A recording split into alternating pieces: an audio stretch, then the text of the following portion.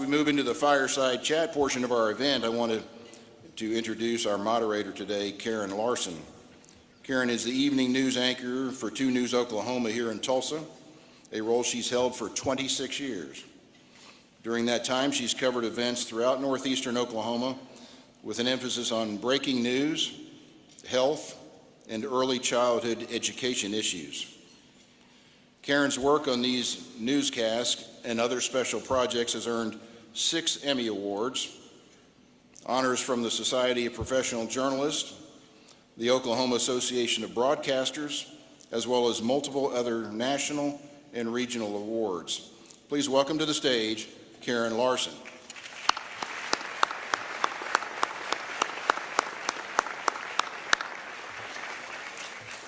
It's now my honor to introduce the 28th Governor of Oklahoma, Governor Kevin Stitt.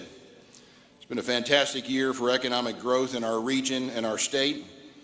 The Chamber is honored to partner with the Governor on critical initiatives to continue to move our state forward. From hosting events like the PGA Championship and Ironman Tulsa to establishing the Route 66 Commission, we are becoming a region and a state that attracts visitors from around the world. Governor Stitt's work to support these efforts has been a huge part of the reason we have seen our national profile rise. The Chamber was proud to work with Governor Stitt and the legislature on proposals to bring business investments to our state, and we've seen the massive potential that our region has for these projects. Under Governor Stitt's leadership, we're proving to be a top contender for new large-scale developments. This past session, the governor signed multiple bills addressing critical teacher and nurse shortages. Along with these, we saw new legislation to make it easier for Oklahomans to access mental health care. These achievements make our state a better place to live and to raise a family, and the governor's work to establish Oklahoma as one of the best places to live and do business is key to our future economic development. I'm so appreciative of the governor's leadership this year and through the eventful 4 years since he first took office. We look forward to hearing more from him today about all these issues and other ways his administration is making Oklahoma a top 10 state. Please join me in welcoming to the stage Oklahoma Governor Kevin Stitt.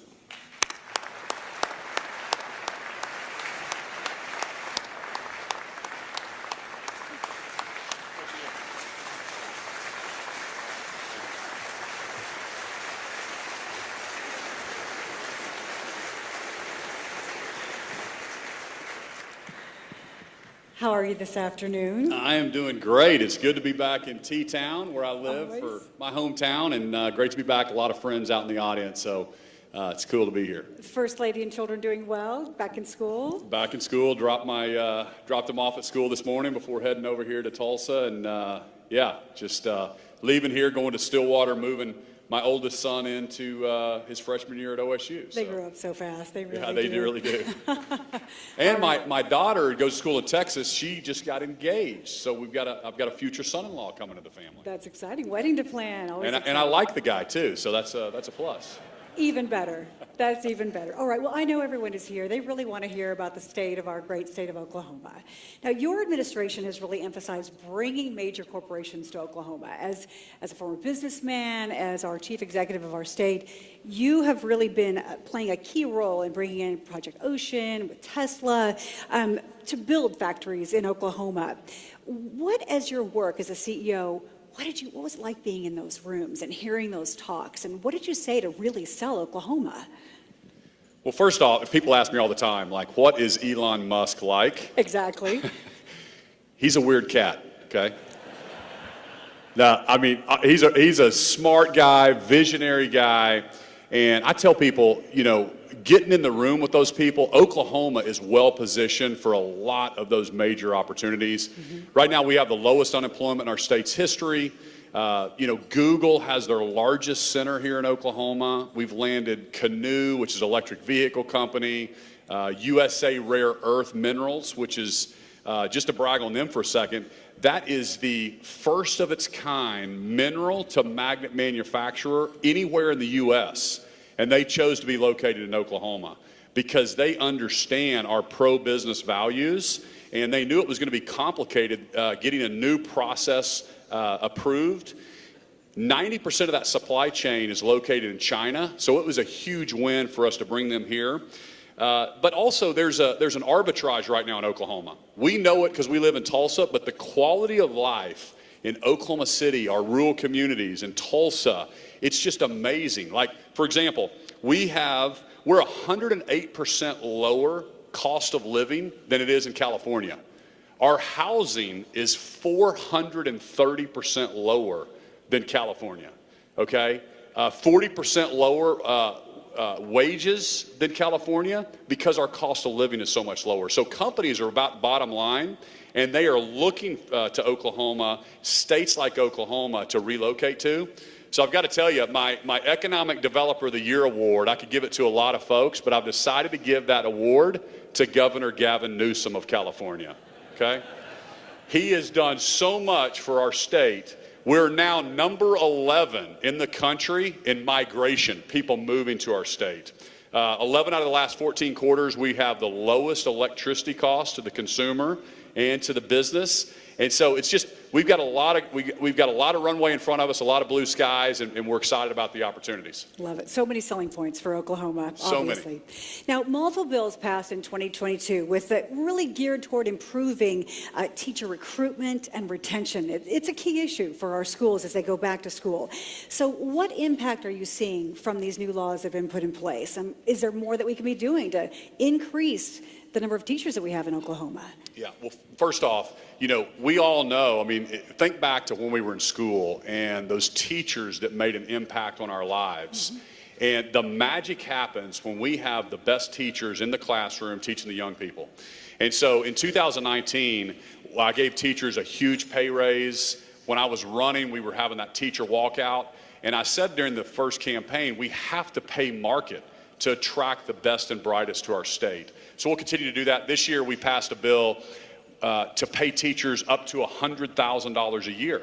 Because what I was seeing was the teacher of the year was moving into administration, and we wanted to keep them in the classroom and become mentor teachers. That is so, so important. And when you think about our funding, 44% of our budget is in education. I've put more money in education than any other governor in history in our state. I'll continue to do that. But I also believe that we need more options in our school system, and we're going to continue to do that. Nationally, this is a stat that I think is important for us to think about. We spend nationally 37% more than any other country per pupil funding, and yet we're not top 10 in any one subject. And so we have to require higher standards. Back in 2014, we passed the Reading Sufficiency Act, and it's really like a third grade reading level. We should not be moving kids on if they don't read at grade level in the third grade. It just sets them up to failure. We've kind of gutted that over the last few years. We need to create higher standards, top 10 standards, and we're getting that across the finish line. But we have to promote the great teachers in our classroom, and I think that's something that we'll continue to do with the legislature in place today. All right. Now, we had a historic $2.8 billion in state savings at the close of the fiscal year for 2022. And despite this, though, with the impact of inflation, Oklahoma families, many of them are really, really struggling. So what are your thoughts about what can be used for that money to provide some economic relief for Oklahomans who really need it? Yeah, so when I took office, I'd never ran for office before, and I just felt like we needed a fresh set of eyes, a business approach at running state government. We had very little money in savings when I took over, and today I'm very proud of the fiscal discipline that we've had. We have, like you said, $2.8 billion, plus there's another about $700 million that may be available for us. So we should have about over $3 billion in savings, which I'm very, very excited about. But we believe in smaller government. We believe in lower taxes for Oklahomans. But when you look at, we're at 40-year highs in inflation. People in this room may not feel it, but Oklahomans are hurting at the grocery store. They're paying more for everything at the gas pump, at the grocery store. And you look at the policies that are happening at the federal level that are costing Oklahomans money. The energy policies that I'd love to talk about a little bit. So what can we do here? My job is to make sure Oklahoma is a top 10 state. And how can we help Oklahoma families? I am pushing for the removal of the grocery tax. We are one of only 13 states that taxes groceries. Ours is actually one of the highest. And that is a regressive tax. In other words, people in the lower income, they spend a higher percentage of their income on groceries than people in the higher income bracket. So we can absolutely afford it. I would never put Oklahomans in a bad situation. We have this largest savings account. We are living within our means. But next year, when we have a budget surplus, we don't need to just keep piling on that savings. We need to return that to the taxpayers, which would unleash more. We compete with Texas and these no income tax states. So I continually want to drop that down. So I want another 1/4 point drop. We cut a 1/4 last year, and I'm asking the legislature for another 1/4 point this year with the grocery tax. Many people would definitely love to see that happen, no doubt. So several bills were passed in this most recent session, including SB 1048 and HB 4106, which addressed improving mental health issues. And as you all know, this is very top priority for First Lady Sarah Stitt. I might imagine this would kind of be a priority for your administration, maybe?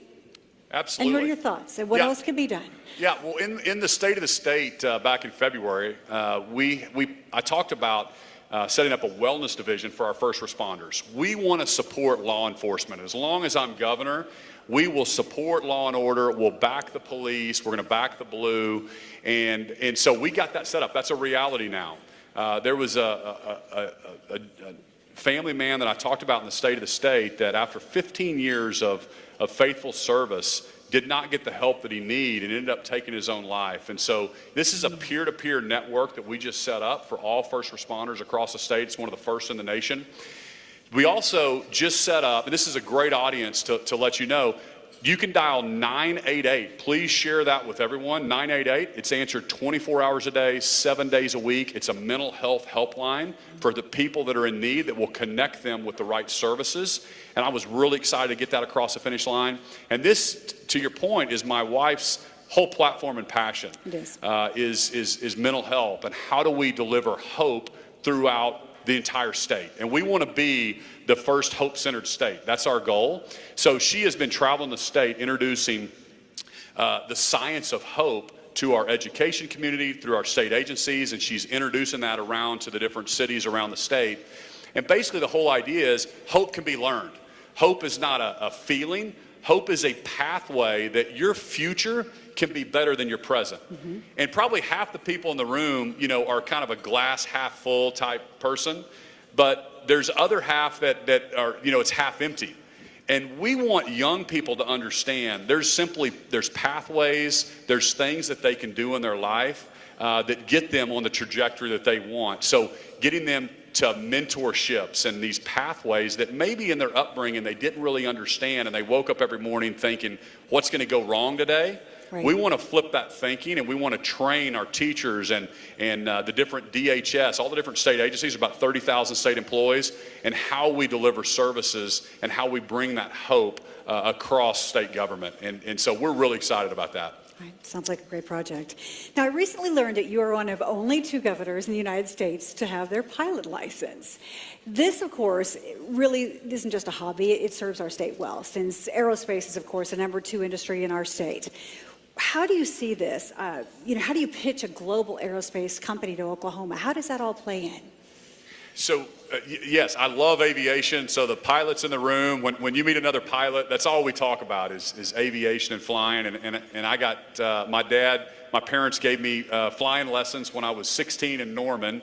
And that was my birthday present. And I've just kept it up. I soloed at 16 and love aviation. And aviation is such a big industry. Aviation and defense is a $45 billion economic impact for Oklahoma. It's our second largest industry. And we're so fortunate we have Tinker Air Force Base. And in Tulsa, living in Tulsa for 22 years, I didn't really understand the impact until I got in my position now and met the leaders at Tinker. It is the largest maintenance and repair facility in the entire world. They keep all of the Air Force fleet flying. We're so fortunate to have it. So Boeing is located next to it. All these companies. I just got back from Farnborough, London, where I was pitching. Me and Asa Hutchinson, the governor of Arkansas, were the only 2 governors there. We took a contingent of Oklahoma companies, a lot of Tulsa companies in the room came with us there to Farnborough, and we were helping them grow their business, but we were also recruiting more companies to the state of Oklahoma. But American Airlines right here, I've met with their executives numerous times. 5,000 employees, largest commercial maintenance and repair facility. So we have this natural cluster. We need to build on it. There's 1,100 other companies in aviation and defense. We can definitely plant the flag and continue to grow that industry, and with more technical jobs, and that's something that as governor in the Commerce Department, we've set up what's called ACES. I know it's a long answer, but I do want to talk about connects.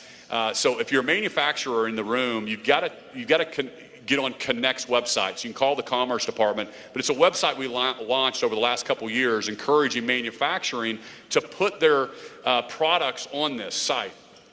So it's to bring the supply chain back to Oklahoma. One company in Tulsa, they're probably in the room, was having a hard time getting the products. They were having to get it from Asia, couldn't get the product in. They found out through Connects that there was a company in the western part of the state in Oklahoma that could do the same thing. It ended up saving them $20,000 a month, and they got it immediately. And just connecting those jobs to Oklahoma is something that we're trying to do. With helping these companies diversify and be able to apply for some of the RFPs at Tinker and become a government contractor is something we're also doing. We've helped Oklahoma companies get like $600 million worth of bids over the last couple years. So those are the things we're doing for commerce, and it all is back to our aviation and defense and all the federal dollars that are coming into our state, and we want to capture that with Oklahoma companies. All right. A response from our aviation and aerospace companies? You must be happy to hear this kind of progress like this. That's wonderful. Now, we've talked about the number 2 industry. What about the number 1 industry? You mentioned you wanted to talk about energy. So we have a rich history of oil and gas production here in Oklahoma. And of course, as I mentioned, it's the number 1 industry. So with all that is going on in the world, on the global stage, with Russia's sustained invasion of Ukraine, with Germany now returning to coal for its energy source, what do you see happening? How can Oklahoma's energy industry really have an impact on a global scale? Yeah, great question. And every time I go to Washington D.C. to represent our state, we talk to the President of the United States. We talk to his Secretary of Energy, and I just bring a little common sense to the conversation, and I call it Oklahoma common sense. And if you think about it, every president of the United States since 1973, whether they're Republican or they're Democrat, they all had an energy independence policy, because energy independence is a national security issue. So we have to meet the needs of Americans with our own resources, our own companies. And so until this administration, they cancel the Keystone Pipeline day 1 in office. They make it almost impossible to drill on federal lands. The permitting process, the pipelining process has just been so politicized. You could talk to our Oklahoma companies here that have to deal with this every single day. So I've testified it before Congress on behalf of this industry. And this is kind of my speech to the Washington, D.C. crowd. We're so proud of our oil and gas industry in Oklahoma. We're number 6 in oil production, number 4 natural gas production. But here's what will blow their minds. We're number 2 in wind energy production, okay? I signed an MOU with the governor of Arkansas and Louisiana to lean into hydrogen. We're not afraid of competition. We're not afraid of an all-of-the-above approach. But you're fooling yourself if you think you can bury your head in the sand and think that we don't need oil and gas. And their solution is to buy oil from Russia. But here's the problem. When you choke off supply and demand is the same, prices are going to go up. And that means prices not just at the pump, but prices at the grocery store and prices everywhere. I was just at an event earlier, and a lady comes up to me and shows me, it was actually a bill from Claremore. Hopefully there's nobody here from Claremore in the city department, but she showed me her utility bill, and it had a $116 fuel charge on that bill. $116. She said, I can't afford this, Governor. Her bill was $259, and she had a $116 million fuel bill. So, and then you think about what's happening in D.C. right now. They're doubling down. They just passed a $740 billion, what they call Inflation Reduction Act. Well, how do you reduce inflation when they're actually going to be taxing more oil? It's going to make things cost. They put $80 billion of that bill was to hire 87,000 new IRS agents with the goal to try to extract $400 billion from Americans. And we're fooling ourselves if we think that's only going to come from the billionaires. There's 724 billionaires in the United States. There's a lot more farmers and bakers and small business owners that those 87,000 agents are going to be going after. And so it's going to make everything cost more. We're dealing with it. They need some common sense. We're not afraid of a transition. We're not afraid of renewables. We're leaning into it. University of Tulsa's research center here is doing an amazing job researching that. But we absolutely need to have some common sense and unleash American products, American innovation, American workers, and it starts right here with Oklahoma workers.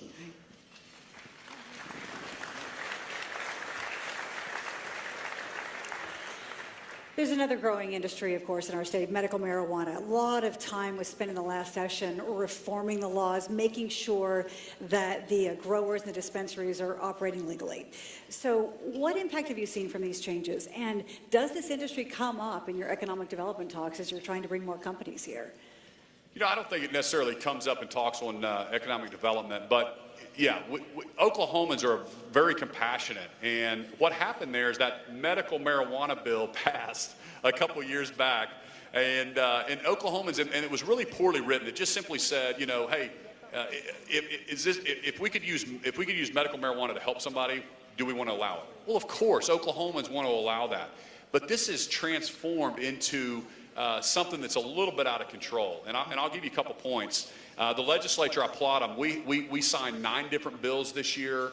We spun out that agency to a standalone agency. I got rid of the former person that was running it. Adria Beria is doing a fantastic job of getting her arms around it. We set up a moratorium on new licenses. The problem is, these are a couple changes we made. We charged, think about this, $2,500 for a grower's license, $2,500. Do you know how much they charged in California for a grower's license? $181,000. So we were getting adversely selected. We've got more growers here than they do in California with just 10% of the population, and they have recreational marijuana. We did a huge drug bust this year where we seized $500 million. About 15 foreign nationals were arrested. We seized bank accounts out of state. It was a money laundering scheme. But we know that this product is not being sold legally like Oklahomans wanted. So we're getting control of that industry. We have a seed to sell thing that we've just instituted to make sure we can track everything through the process. So we're working on it. Adria Berry and her team is doing a great job. The legislature gave us money to hire 80 new enforcement officers. So people know in that industry we are getting control of it. Good deal. So you were elected governor 4 years ago. What a 4 years. We have been through so much in our state and across the globe, of course, during that time. What has been the most challenging moment? What's been the thing that you're most proud of? You know, have y'all heard of something called COVID? Have y'all heard of that?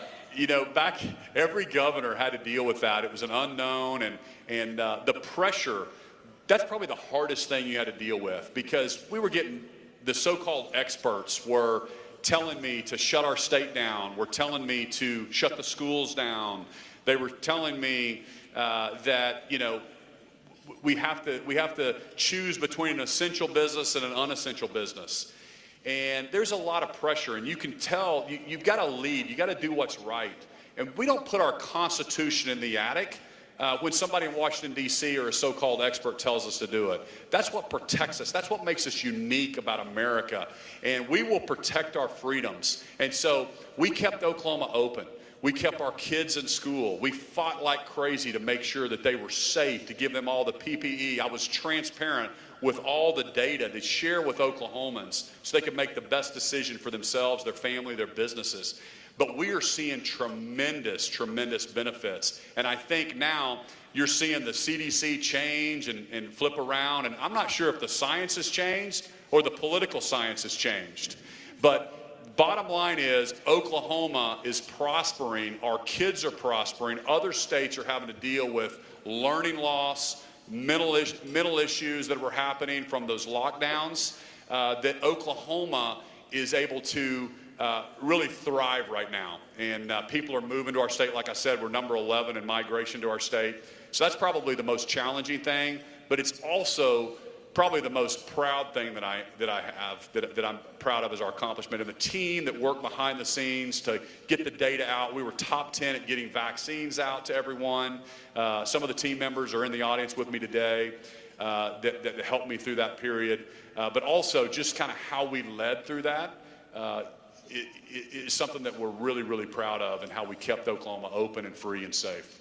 All right, thank you so much. So probably about the last question, Governor, we just have a couple more minutes, about 4 more minutes. Oklahoma has a unique opportunity. We've got $2 billion of ARPA funding available. What's your vision for the use of these funds? Perhaps a one-time investment. What do you do with that money? Yeah, it's a great generational impact for Oklahoma. It's about $1.8 billion. We're working with the legislature. The big picture idea is, let's not squander it. Let's not waste it. Let's use this for big opportunities. And I know it's an election year, but let's focus on the next generation, not the next election. My fear is that we're going to spread it like mayonnaise out across the entire state, and we're not going to have anything to show for it. So when you think about economic development, we are showing the industrial park in Pryor is it's where everybody is going right now, because they have shovel-ready sites. I know Dave Stewart and his team, I talked to them in the back there, are doing a great job of promoting that. But we need more of those sites around the state. So how can we develop other industrial sites in West Tulsa, in southern Oklahoma, in northern and western Oklahoma? And so that would be my big focus and my big request for the legislature, is really let's do some transformational ideas. Also the municipalities. I know we're in the weeds here, but our municipality, the water infrastructure is 30, 40, 50, 60 years old in some cases. We lose a lot of water, up to 30%, through aged pipes, through leaky infrastructure. So we can actually use this with grant programs throughout our municipalities. So that's also a big, big purpose for it. We've got some mental health issues that we want to push on. We know that's a crisis that's happening, so we want to use some investment dollars there. But the big picture idea is let's go after some generational impacts for Oklahoma, because this is a once-in-a-lifetime opportunity for our state. I think we can squeeze in one more quick question. So since the pandemic, the number one issue that we're hearing about, of course, from businesses is the fact that they really are struggling to maintain their workforce. At 2 News, a week doesn't go by that we don't post job fairs, trying to connect businesses with people who are searching for jobs. So what can be done on a state level to try and help the businesses that are really struggling to fill their workforces? Yeah, we've got the state chamber is working with McKinsey to do a complete workforce study for our state. And how do we align higher ed, career techs, common ed? And I remind our education community, it's really simple. We have got to get with the business community. What are the jobs they need, and how do we fill that in the education side? So I'll give you 2 examples.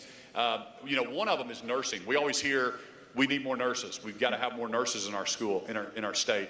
So I met with the University of Oklahoma and dug into the number of applicants that they got, and then the number of nurses that they were training.